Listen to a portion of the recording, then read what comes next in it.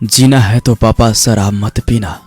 एक छोटा सा बालक की आवाज़ में बहुत ही खूबसूरत, बहुत ही बेहतरीन और सांदर्भिक गीत सुन्नी अपने सब। हमनी के समाज में कईयन परिवार बिखर गइल बाटे दारू शराब की चपेटा में पड़ के, दारू शराब के लट में पड़ के हजारों हजार लाखों परिवार के बिखरते रउआ भी देखले होखेम। अपने घर के बाजू वाला घर में भी दर्जनों घर के बर्बाद होते हुए देखले होखेम अपने सब।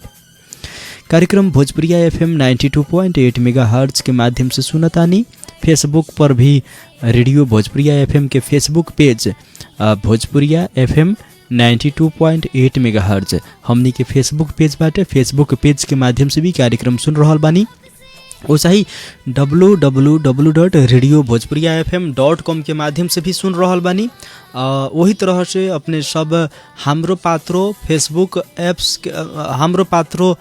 के माध्यम से अनेकों माध्यम से कार्यक्रम सुन रहल बानी। अपने सब कार्यक्रम के साथ में बानी हम प्रस्तोता अपने सब के दुख सुख के साथी RJ अरुण, और कार्यक्रम में तकनीकी कक्ष से सहयोग कर रहल बानी टेक्नीशियन मित्र सदाम जी, शिवपूजन जी।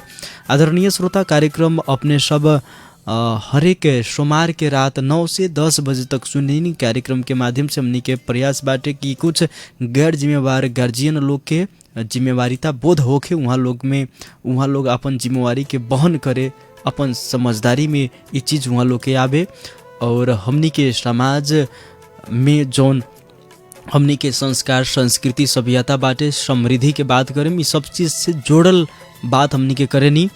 और विशेष करके जौन अभी के अवस्था में हमनी के जौन पहचान बाटे, हमनी के जौन परंपरा बाटे, संस्कृति बाटे, समृद्धि के बात बाटे, ये सब चीज़ के अगर देखल जाओ तो कहीं ना कहीं से दारू शराब के कारण से, नशा के कारण से ये सब चीज़ में बदलाव आवे के और सब चीज़ में मिसावट आवे के देखल जा रहल बाटे। वो में अहम भूमिका दारू शराब के रहल बाटे। नशा संबंधी नशामूलक पदार्थ से खाद्य पदार्थ अखाद्य पदार्थ ओकरा कहल जाओ, अखाद्य पदार्थ से अनेकों समस्या सब सृजना होके के देखल जाला। आदरणीय श्रोता मित्र, और आज हमनी के बहुत सारा बातचीत करें अपना गांव ठाउँ के बारे में केंद्रित होके। हमनी के पैसा के बात करें, रुपया पैसा के दरुपीवा लोग लाखों रुपया खर्चा कर देवेला दारू शराब पी के, और फिर भी वहाँ के मन कहीं ना कहीं से ना बढ़ेला, और घर दुआर खेत खलिहान सब कुछ बेच देवे नी लोगन। लास्ट में थोड़ा सा जब समझदारी आवेला वो बेरिया बहुत लेट हो गल रहेला, और ये समझदारी भी वही बेरिया आवेला जोना बेरिया वो लोग हॉस्पिटल के बेड पर रहेनी। और बड़ा दुख लागेला हमनी के। ए राम, हे अल्लाह, इससे ज़्यादा कुछ हमने के ओकरा खातिर कह भी नहीं की सकत, कर भी नहीं की सकत। वो बेरिया पछतावा के सिवा और दोसर कुछ बाकी भी ना रहा चला। और पता चलेला फलानवा के घर परिवार तब बर्बाद हो गई, बिखर गई, मौत से जूझत रहेला। बहुत लोग के दुनिया के भी छोड़े पर मजबूर हो जाएनी। आदरणीय श्रोता, दारू शराब ये बढ़िया चीज़ नहीं है। शिखर सिगरेट गुटखा पान पराग, ये कार्यक्रम के नाम 2 रुपया हमनी के रखले बानी। ये 2 रुपया के कारण से हमनी के बहुत ऐसन घर परिवार के काम सब बाटे, छोटा छोटा काम, आवश्यक काम, वो काम हो सकता। ये अगर ये जौन फजूल के पैसा हमनी के खर्चा करेनी, खैनी गुटखा बीड़ी सिगरेट, जकरा के अलम कहेला गांव घर के लोग, चाची लोग, वही तरह से हमनी के भाई लोग भी अभी नशा के साथ खिलवाड़ कर रहल बानी। इंजेक्शन लेवे के, दारू शराब लेवे के, ये सब चीज़ गलत बाटे। और ये गलत चीज़ के हमनी के प्राथमिकता देवे में हर लोग के अपना अपना जगह से भूमिका सब देख रहल बानी। छोटा छोटा बच्चा लोग भी अब बहुत ऐसा जगह पर देखे के मिलेला, सुने के मिलेला, फलनबा त सिगरेट पिएला, गांजा चरस पिएला कह के, ऐसा सब ये कहीं ना कहीं से एगो हमनी के समाज के विकृति सब हुए। ये चीज़ के ऊपर हमनी के समय से अगर नहीं बुझे पावत तो आवे वाला दिन में हमनी के अस्तित्व लोप होगी। वो ज़्यादा दिन नहीं के रह गई। कार्यक्रम में अपने सबके भी हमनी के फ़ोन कॉल लेवे के प्रयास करें। अपने सभी कार्यक्रम से संबंधित बातचीत कर सकतानी। जनता के मन के बात 2 रुपया बचाई कार्यक्रम सुन रहल बानी।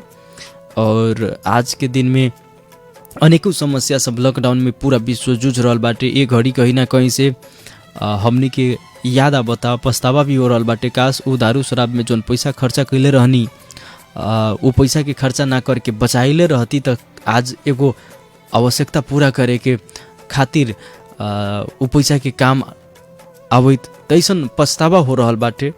केहू श्रोता बानी हमनी के फोन लाइन संपर्क में सीधा जोड़े के चाहे। नमस्कार।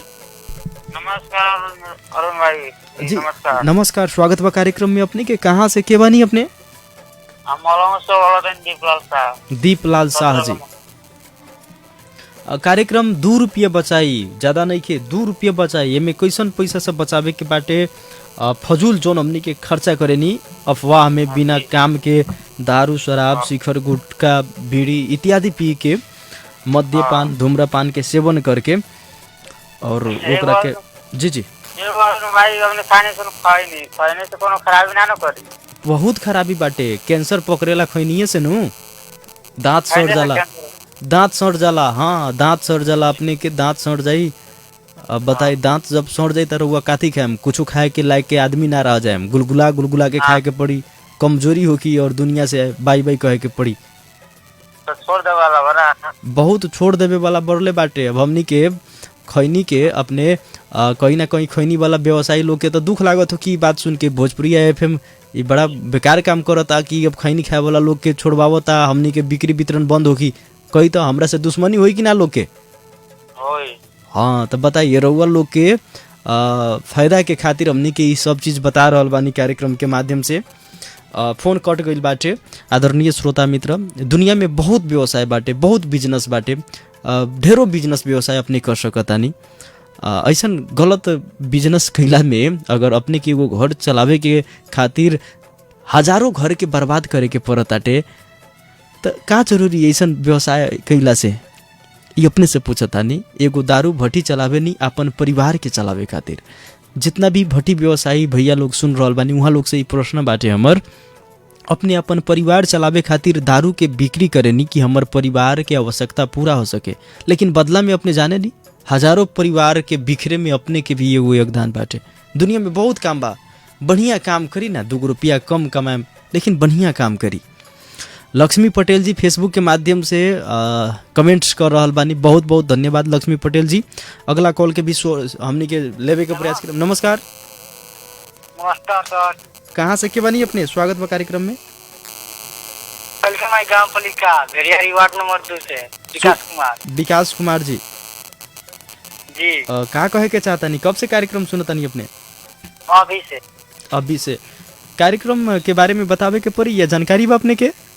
नहीं के जानकारी अभी तुरंते फोन कइनी है। तुरंते फोन कइनी है जी।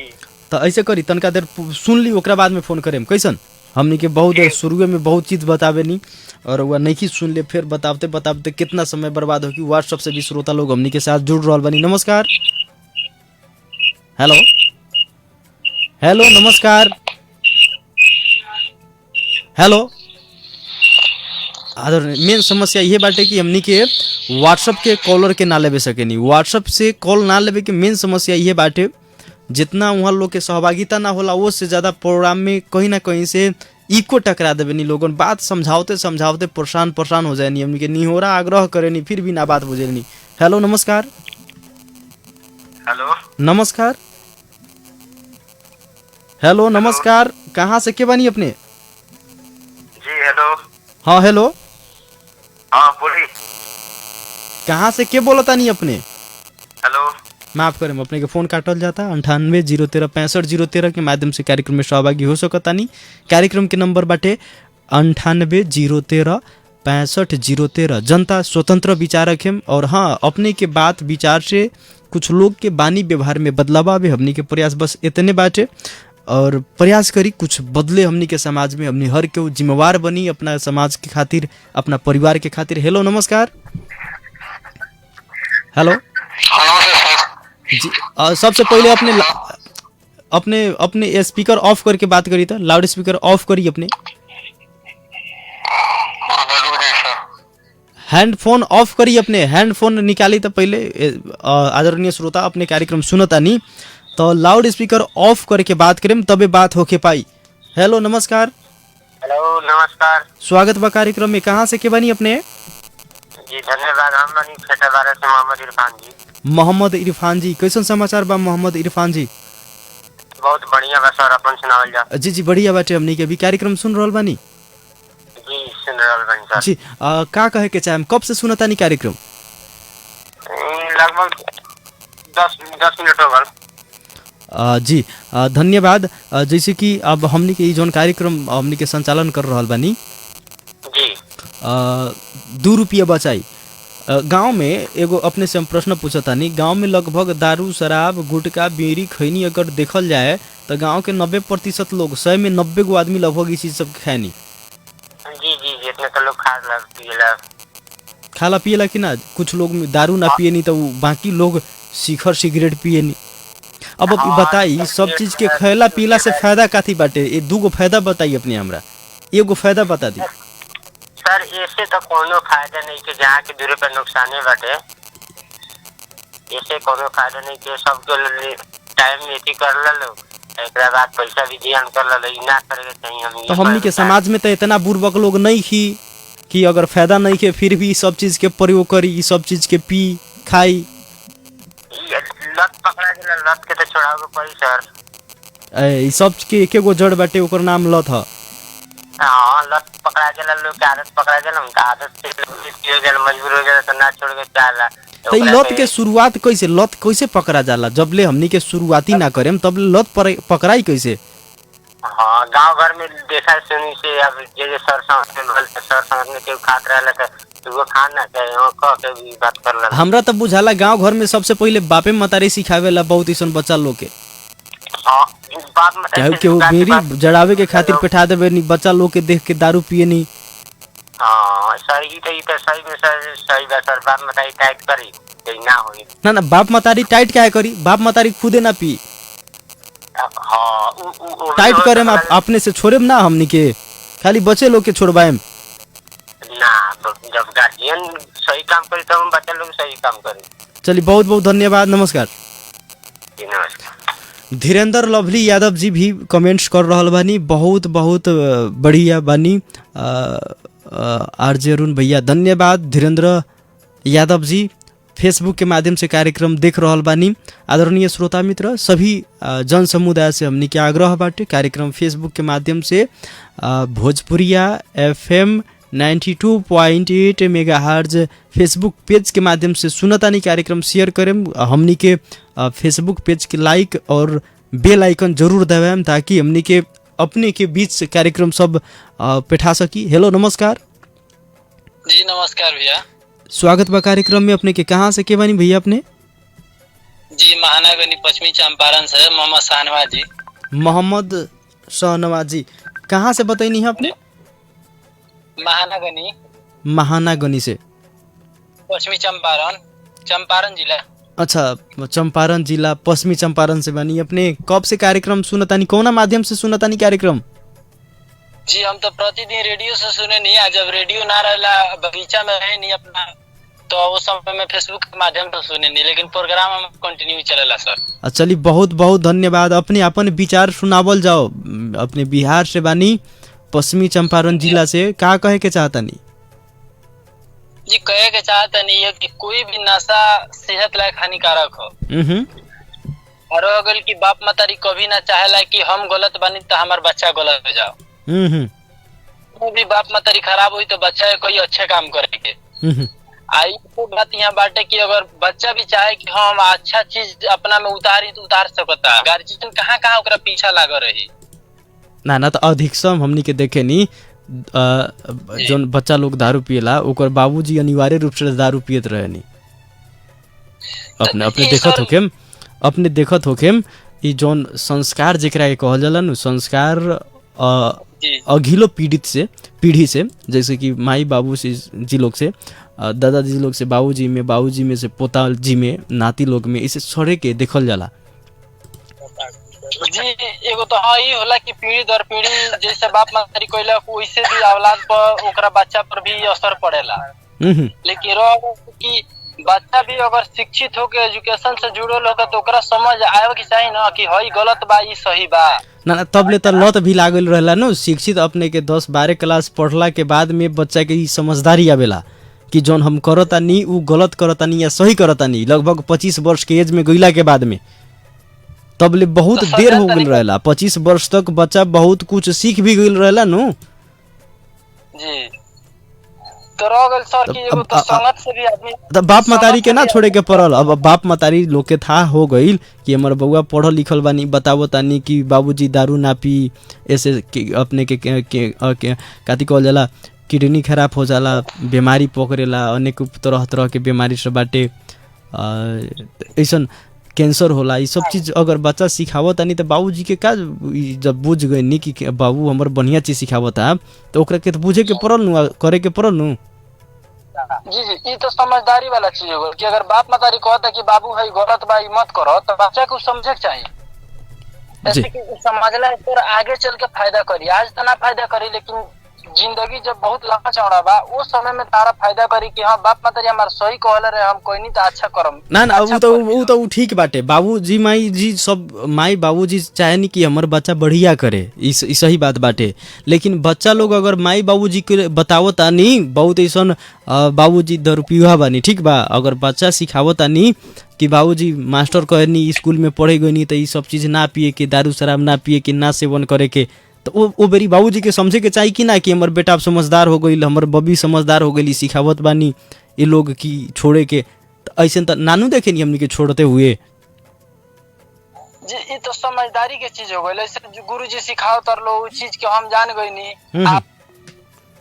चलिए बहुत बहुत धन्यवाद। हमनी के साथ में पश्चिमी चंपारण से अभी जुड़ल रहनी आदरणीय श्रोता, अपने के भी स्वागत बा कार्यक्रम में सहभागी हो सकतानी। 98-013-65-013 स्टूडियो नंबर बाटे, ई नंबर के माध्यम से कार्यक्रम में सहभागी हो सकतानी।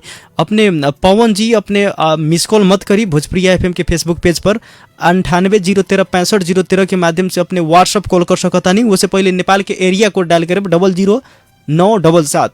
हेलो नमस्कार। हेलो नमस्कार। नमस्कार अरुण सर।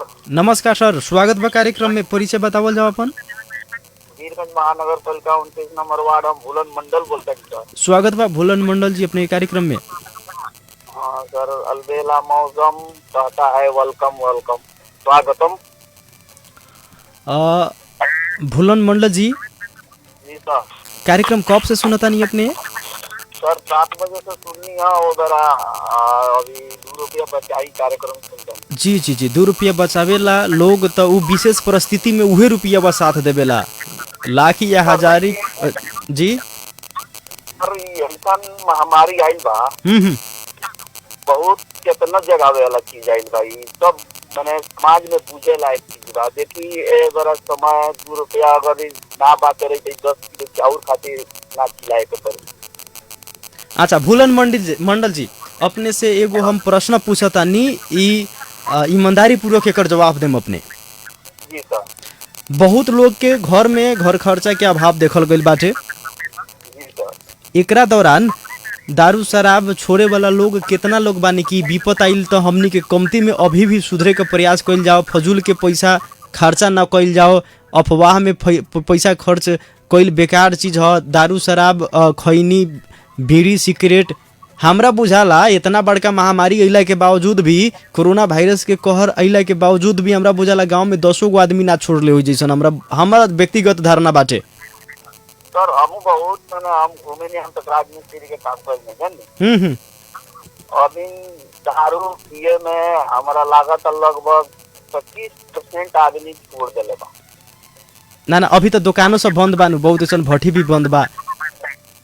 जी सर, जरा जो लागल बा बंद बा तो कहीं से जाके पिए तब पिए लबा तो अभी पियते बा कहीं नहीं के मानत। अच्छा खैनी बीड़ी के बात करी सर, खैनी बीड़ी सिगरेट गुटखा के पान परा के बात करी। देखिए सर आजकल तो एगो सिगरेट 10 रुपया में मिलता, अगर 10 रुपया के एक बोरी किनल जाए तो 10 गो परिवार खा जाए। अगर महामारी से अगर कितना ही देखिए सर इतना ही अच्छा चीज आइल बा, अच्छा गलत चीज आइल बा जो हमनी के देश अब जा रहल बा, बहुत समाज भी जा रहल बा नीचा। जरा सुरक्षा कर्मी लोग के भी लागत है, देश बचावे वाला आदमी अब उ तबाही में जाता है। कौना हिसाब से हमनी के रहल जमीन सोचे के पड़त, क्योंकि एबरा अपन देश भक्त बा तो पीड़ित हो जाता है। अच्छा ली सर, ई कोरोना के सेरो फेर में जोड़ के कुछ ई जोन कार्यक्रम सब बाटे हमनी के रात्रिकालीन कार्यक्रम सब, रात्रि कार्यक्रम के भी उहे प्रसंग के आधार से हमनी के कार्यक्रम सब संचालन कर रहल बानी। और हमनी के ऐसन घड़ी में अगर शिक्षा ना मिली तो कब्बो रहुआ कोनो विश्वविद्यालय में जाएम तो शिक्षित ना होके और ज्ञान ना होई अपने के। तो ई बहुत ऐसा चीज समय और हालात इंसान के सिखा देवेला। नमस्कार, स्वागत बा सर कार्यक्रम में। कहाँ से के बनी अपने? शुभ नाम कथी बोल सर? अपने के बगल में रेडियो बजाता, विश्रामपुर गाँव पालिका से अपन नाम बतावत रहनी। अफसोस हुआ के फोन डिस्कनेक्ट हो चुकल बाटे। आदरणीय श्रोता मित्र, अपने भी सहभागी हो सकतानी, केहू श्रोता बनी हमनी के साथ में। नमस्कार, माफ करें फोन डिस्कनेक्ट हो चुकल बाटे। फेसबुक के माध्यम से भी कार्यक्रम सुन रहल बानी, फेसबुक के माध्यम से भी अपन विचार अपने रख सकतानी। नेपाली भाषा में टाइप करेम जोना कि हमनी के बढ़िया से पढ़ सकी, स्पष्ट लिखेम। हेलो नमस्कार। हेलो सर, नमस्कार। स्वागत बा कार्यक्रम में अपने के। कहाँ से के बानी अपने? सर चंदा चौक सिरिसिया, वार्ड नंबर 25 ड्राईपोर्ट। अच्छा, 25 नंबर वार्ड ड्राईपोर्ट से। अपने सबसे पहले मोबाइल के लाउड स्पीकर ऑफ करके बात करी सर। सर लाउड स्पीकर ऑफ बा? ना अभी ऑन बाटे सर, ठीक से ओकरा के देखिए अपने। अब बताएं सर। अब ऑफ हो गई सर। यहाँ पर शो करेला हमनी के स्क्रीन पर सब चीज दिखावेला और हमनी के वही हिसाब से ही अपने से बात कर रहल बानी। नाम कथी कहनी है? नाम बताई तो अपने। नाम भरोसी प्रसाद पटेल। भरोसी प्रसाद पटेल जी। कार्यक्रम कब से सुनता नहीं भरोसी जी अपने? सर लगभग 15 मिनट से। अच्छा, 15 मिनट से। का कहे के चाहे हम अपने? सर कहे के टाइम ये कि सर हमनी के जो नेपाल सरकार बा कि हमनी के गांव घर में परिचय करे नहीं के कह के ना, ई विषय वस्तु कुछ और बाटे कार्यक्रम के। हाँ, ई विषय वस्तु नहीं के जानकारी अपने के साथ। सर हम 15 मिनट से सुनत आइन तो वे लोग दारू मासू हावी जावी के बारे हाँ, में दारू मास, जी जी जी जी, दारू मास, बीड़ी, सिगरेट, ई सब फजूल के पैसा खर्चा बाटे कि ना? एकर कोनो जरूरी बा बताई तो अपने? ई सब पियला के कोनो जरूरी बा? कोनो जरूरी अभी तो तत्काल में ना अभी ना कबो सुनी अभी कबो का है कोनो कभी के बात कहता नहीं, अभी के बात छोड़ दी, कभी के भी बात हम कहता नहीं। हमनी जौन एफएम से माध्यम से कहता नहीं सन कि लोग के दारू पानी उ अगले छोड़े वाला होके पड़ल नु तो सर यहाँ हमनी के वरी परी बहुत चंदा से वरी परी में बहुत भट्टी बा। बहुत लोकल दारू, शीर्षक दारू एनी टाइम जैसे जाते रहता लोग खाते पीते रहता। ओ तो मतलब खाए खातिर दाल चाउर भीख मांगे पर भी तैयारी हो जाता नहीं हमनी, लेकिन दारू शराब बीड़ी गुटखा सिगरेट नहीं की छोड़ सकत। वो तो हम कहते हैं सर, मतलब यही हम सुनिए प्रोग्राम दारू मासी के, ठीक बा? हाँ तो दारू मासी वाला चीज तो अपनी दाल जी तो कोई के नेपाल से ना उड़ा सके वाला बा, कोई यू ना। चलिए धन्यवाद, नमस्कार। अपने के विचार बाटे, अपन विचार सुननी जेकरा खातिर। संजय कुमार महतो जी, लवली प्रोग्राम बा भैया, बहुत बहुत धन्यवाद। वैसा ही गौतम कुमार जी लिख रहल बानी, नमस्कार आरजे अरुण सर, आपका ये प्रोग्राम बहुत अच्छा लग रहा है। जो नशा करने से शरीर को हानि पहुंचाती है, समाज को जागने में लागे है आप। वेरी वेरी थैंक्स, धन्यवाद गौतम कुमार जी। कार्यक्रम सुन रहल बानी जेकरा खातिर। और समाज में हर केहू के अपन जिम्मेवारी बुझे के पड़ल आज के दिन में। जब तक ना बुझेम तब तक कहाँ होके पाई। हेलो नमस्कार। हेलो जी अरुण भैया नमस्कार। जी नमस्कार, स्वागत बा कार्यक्रम में।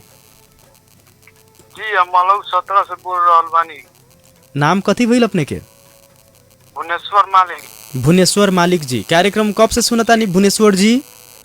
9 बजे से भैया। अच्छा, 9 बजे से। हमनी के कुछ ज्यादा बोले नहीं, दारू शराब पिए वाला लोग के बहुत लोग के दुखो लागत होगी, बहुत लोग गाड़ियों देत होगी मने मने।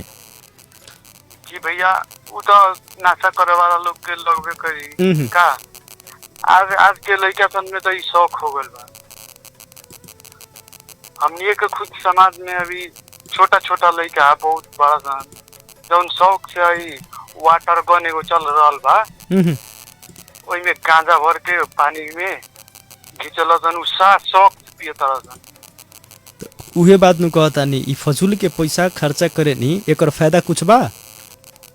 बहुत गर्जियन भी लोग बा तो उ अपना बच्चा लोग समझावला ना के खोकरा लइका संग मन जो उ खराब बा हेंगा बा बहुत गर्जियन लोग भी परी प्रभाव पड़ेला का भैया। तो अब बताई अब हमनी के इस सब चीज पियतानी दमा के बीमारी हो जाला, बीड़ी सिगरेट पियला से दमा के बीमारी हो जाला। डॉक्टर साहब लोग कहनी आराम से, तो चीज हमनी के समझ में ना आवेला।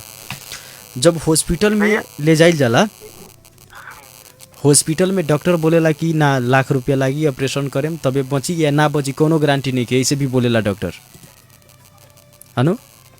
ई भैया ई सब उम्र पर प्रभाव पड़ेला, समय पर प्रभाव पड़ेला।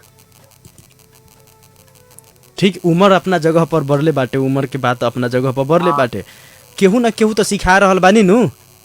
हालातों पर प्रभाव पड़ेला। बहुत समाजों में बड़ा लोग से हम पियता नहीं है बहु आपने केहू संग मार ले का हो जाई, संग पी ले का हो जाई, बिगाड़ा हुआ। ठीक बा, दिल टूटला के बाद में आदमी के मन करेला दारू पिए के या नशा करे के, ई चीज के मान सकता नहीं।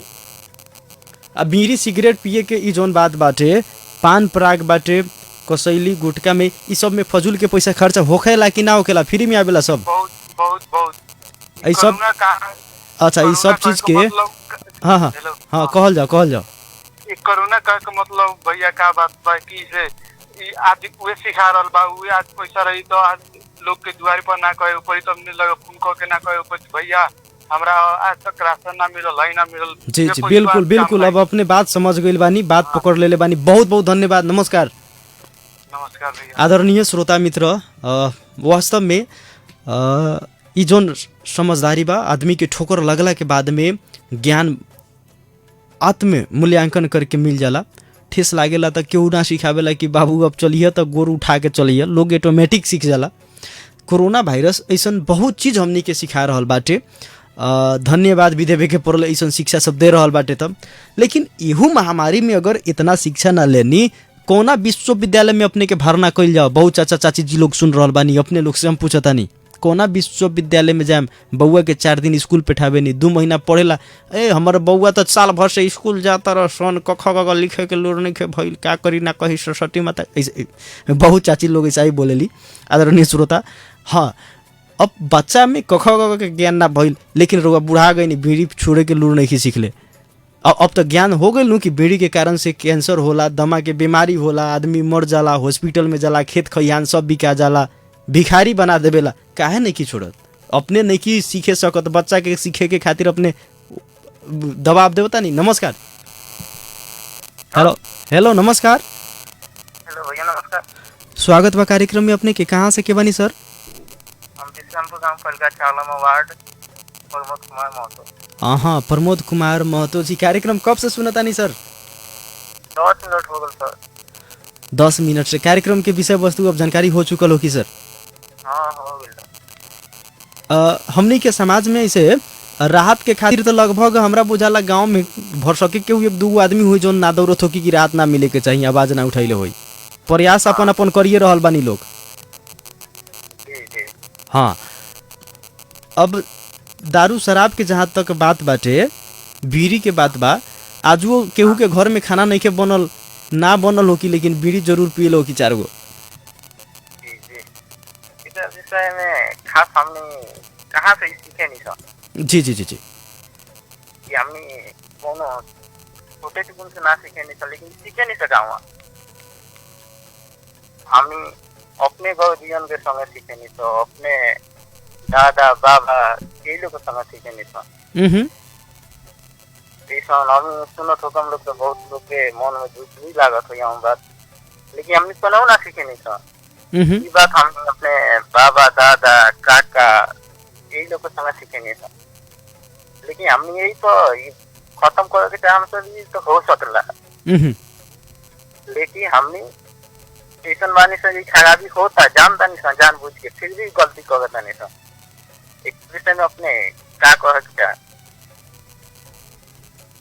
जी जी हाँ, अपन विचार रखी ना, अपने अपने के स्वतंत्र विचार बा, जनता के अपने अपना शब्द से प्रभावित कर सकता नहीं। और ई समस्या सर छोट से बड़ सभी घर में बाटे, केहू फर्क ही बाटे, केहू लोकल दारू पियनी सब ही से काम चला लेबे नी, केहू बियर पियनी, केहू से बढ़िया बढ़िया कौन कौन अंग्रेजी दारू कहल जाला, ओकर नामो हमरा ब्रांड सब नहीं के मालूम। जी जी अभी तो लोग बहुत इसमें अभाव पड़ता है। ऐसा ऐसा रेडियो पे फोन करने लोग ऐसा ऐसा हमारा समस्या बा हॉस्पिटल में, लेकिन आज के दिन में वो 2 रुपया बचल गई, हम जब पैसा खर्च हुई अपने बताई तो गार्जियन लोग भी बहुत कमजोरी बा, कहे नहीं लोग बहुत सही से रह, बहुत सही से पढ़ लिख, लेकिन अपने ना पाछा घूम के देखे नहीं लोग हमारे पाछा का होता। जी जी जी अपनो भी सही से रहे के पड़ल न, तब न बच्चा लोग तो ऑटोमेटिक सही से रहे लागी नु।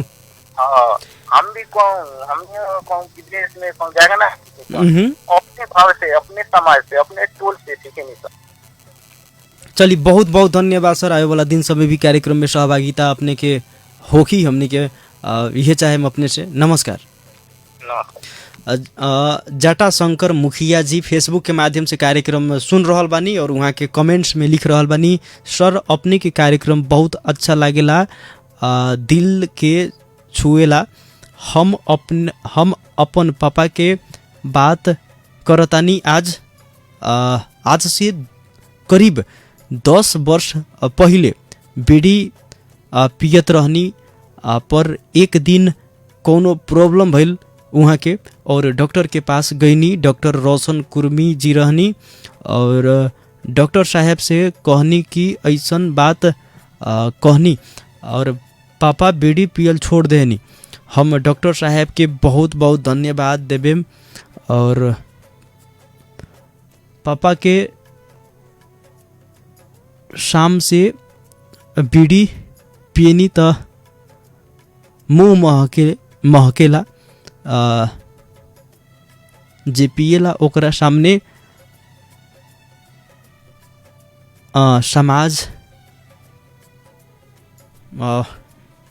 बैठे के ना चाहे नी, कुछ ऐसा तरह से वहाँ से लिख रहा बानी, हम बात समझ सकता नहीं। जटा शंकर मुखिया जी कार्यक्रम में फेसबुक के माध्यम से कार्यक्रम सुन रहा बानी, वो अपन प्रतिक्रिया लिखनी है, विचार लिखनी है। नमस्कार जी नमस्कार, स्वागत बा कार्यक्रम में अपने के, कहाँ से के बानी सर? जी धन्यवाद जी, हम मुकेश प्रसाद साहब बहुदरबाई नगर पालिका वार्ड नंबर 2 बैरिया से। मुकेश सर कार्यक्रम समय सापेक्ष कुछ बात करतानी, दोनों जोड़ के करतानी कार्यक्रम, 2 रुपया बचाई और दोसर कोरोना वायरस के कहर के कारण वो 2 रुपया आज हमने के याद आ रहा बाटे। अब हिसाब करी तो पूरा साल भर में कितना पैसा खर्च हो जाला सिर्फ सिगरेट में और गुटखा में, पान पराग में, कसैली में। सबसे पहले वाला का बात बा। जी जी जी जी जितना मजदूर वर्ग के लोग बाजी कमात करो 1000 रुपया 500, तो 500 कमात लगा तो 200-300 खाया लगा, तो रोज कमात लगा तो रोज ना बुझात लगा। लेकिन 2 महीना से जो लॉकडाउन लागल बा, पूरा स्रोत रुक गइल आमदनी के, आए हमारा ये सब खर्चा अनावश्यक खर्चा चलते रहता, तो ये हमारा था लागल कि फजूल खर्च केंगा होला। फजूल खर्च कैला से आज समय आके पहुंचल बा, छोटा छोटा काम खतरा, दूसरा के सिफारिश, दूसरा के आगे हाथ फेरावे का मौका। सर तो अभी भी सुधरे के पड़ल मुकेश शाह जी, अभी के बाद में भी अगर कोरोना वायरस चल जाता ओकरा बाद में ये सब दिन याद रहे काश, और वहाँ लोग ना रहे तो इसलिए से आदमी के नाम रही उलट से ऊपर सहत बा, उलट छड़ाई तभी में जाकर सही तरीका से रही। जी चलिए बहुत बहुत धन्यवाद, बड़ा सुंदर अपने बात कमे समय लेके बड़ी सुंदर बात कहनी अपने। उम्मीद करता नहीं कि अपने के बात कुछ लोग के दिल में जचे और वहाँ लोग प्रयास करे बदले के। जाते जाते सर हम कहे जाते नहीं, जाते नहीं कि जितना लोग के सहत में पड़ल बा, वहाँ लोग अपन अपन जगह पर, अपन अपन घर से, अपन अपन दिल से कि कुलत से हटे खतरा कि कोरोना वायरस के एगो माध्यम जो आइल बा, एकरो के याद करके अगर छूट जाए लोग पूरा से तो बहुत सराहनीय बात रहे। चलिए बहुत बहुत धन्यवाद, नमस्कार सर। जी नमस्कार। आदरणीय श्रोता मित्र, भोजपुरी FM 92.8 मेगाहर्ज के माध्यम से कार्यक्रम सुन रहल बानी और मैसेज सब अपने सब फेसबुक मैसेंजर पर कर रहल बानी। फेसबुक मैसेंजर पर मत करी, सीधा अपने व्हाट्सएप के माध्यम से कार्यक्रम में जुड़े का प्रयास करी और मैसेंजर पर फोन भी मत करी। अगला कॉलर के कार्यक्रम में जोड़े के चाहे। नमस्कार। हेलो नमस्कार। हेलो नमस्कार। स्वागत बा कार्यक्रम में अपने के। कहाँ से के बानी? पप्पू जी बोलते हैं, श्रीशैल कुमार नंबर 25। पप्पू जी, अपने के मोबाइल कहीं ना कहीं से शायद लाउड स्पीकर ऑन करके बात करता नहीं अपने। ठीक बात, मोबाइल बंद कर। जी जी जी जी पप्पू सर, बहुत अच्छा प्रोग्राम चलावता नहीं। पहले ही भी प्रोग्राम चलावत रहनी, सुनत रहे सन, थे नहीं। बहुत दिन के बाद ही प्रोग्राम उठेले बने। जी जी जी आपने का प्रोग्राम तो बराबर हमने सुने निशान। बहुत अच्छा है वो, माने प्रोग्राम चलावता नहीं, लोग के सुझाव देता नहीं, लोग के जागृति करे के परल नु। हमनी के समाज के लोग जागृत हो कि गरीबी केहू से टल सकता। बताई त रउआ कितना आदमी के मदद करे। बहुत ज्यादा गरीबी हो गई बाटे। वो दारू पियाला के सबसे पहले ओका गार्जियन दारू पिया था तो ओका मालिक ओकर परिवार भी समस्या में पड़ जाता है, बाल बच्चा भी समस्या में पड़ जाता है का। वो भी शिक्षा में नहीं आ सकत, ओकर बाल बच्चा जी जी जी पढ़े नहीं के पावत।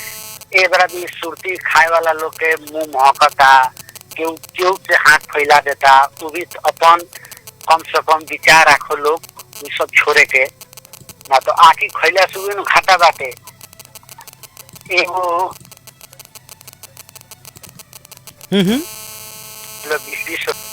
हम माफ करें सर के फोन कट गई बाटे। पप्पू सर हमनी के साथ में रहनी। आलोक सिन्हा जी फेसबुक के माध्यम से कार्यक्रम सुन रहल बानी और वहाँ के कमेंट्स भी लिख रहल बानी।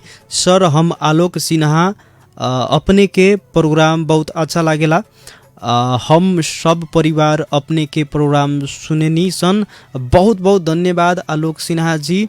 ऐसा ही अपने सब फेसबुक के माध्यम से जे भी श्रोता महानुभाव लोग सुन रहल बानी अपन विचार विमर्श राखे के चाहतानी कार्यक्रम में कमेंट्स में लिख सकतानी। अपने के कमेंट्स हमनी के रेडियो के माध्यम से पढ़े के प्रयास करें, लाइक भी करें हमनी के फेसबुक पेज के।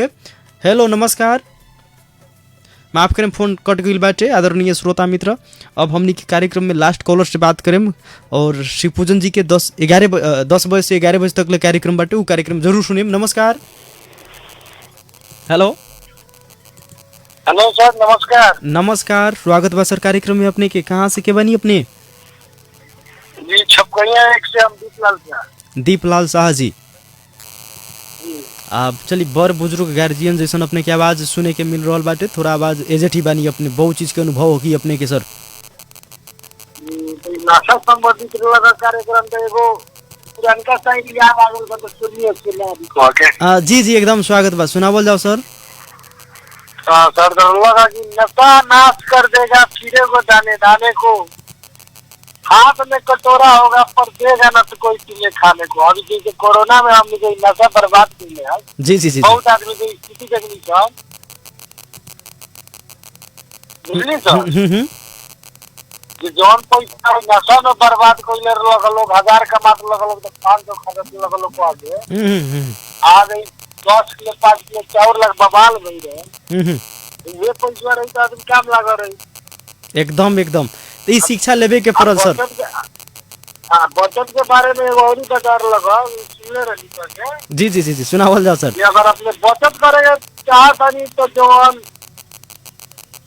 बच्चे जो अपने बढ़ जाता ओकरा के मत बताई, जो बच जाता ओकरा के अपने के खत्म कर। बचैला के बाद में जो अपने के लगे बच जाता ओकरा के खत्म कर, ये कहे। चलिए बहुत बहुत धन्यवाद सर कार्यक्रम में सहभागी भइनी अपने। और ये चीज़ लोग के समझ में आवे, हर एक घर के सदस्य लोग अपन जिम्मेवारी के बहन करे। शायद करी तो क्यों ना दारू पी, ना क्यों गुटखा में फजूल के पैसा खर्चा करी। नमस्कार सर। आदरणीय श्रोता मित्र, जुगा ताश खेले वाला लोग के देखे नी 4-5 आदमी बैठल रहेला सन, 10-12 आदमी देखत रहेला सन। सब लोग के एक गो टारगेट रहेला कि आज हमरा जीते के बाटे। केहू राशि फल देख के जाला जीते के दौरान, केहू पूजा करके जाला, केहू हाँ हर केहू जीते के सोच लेके जाला। सुबह से बैठल बैठल साँझ हो जाला, पता चलेला कि केहू ना जीतल बा ना केहू हारल बाटे, सब केहू हारल ही हारल बा। जुगा में ना केहू जीतेला ना केहू हारेला, बल्कि सब केहू हार जाला। अगर दिन भर में आप छोटा बड़ा कोनो काम करतानी तो 10 आदमी मिल के बहुत दिन के 5 से 10 हज़ार रुपया अपने कमा लेम, कोनो काम करेम तो। और दोसर बात और सब केहू जीतेम। जुगा खेलतानी अपने तो हर केहू हारेम, जीतेला उ लोग दारू पिएला, हारेला उ लोग गम में दारू पिएला, कर्ज उठा के पैसा। तो कहीं ना कहीं से कुछ करे के चाहिए हर इंसान के। और दारू शराब के लत बाटे, गलत बा, बर्बाद कर दी अपने के, बुझे के प्रयास करी। और हमनी के बड़ा करीब से देखले बानी दारू पिए वाला लोग के बर्बाद होते हुए, बहुत परिवार बिखर गई। और अब अपने आप के जिम्मेवार ना होके तो ओकर परिणाम तो का हो कि समाज में देखी रहल बानी अपने। बहुत बहुत धन्यवाद। कार्यक्रम में अभी हमनी के विज्ञापन बाटे और 10 बजे से दोसर कार्यक्रम बा संगीत लहर, जरूर सुने अपने सब। और बहुत बढ़िया गीत एगो जीना है तो पापा शराब मत पीना, छोटा सा बच्चा अपना बाबूजी से कहता नहीं, गीत सुनी और हमरा के विदा दी। नमस्कार, प्रणाम, शुभ संध्या।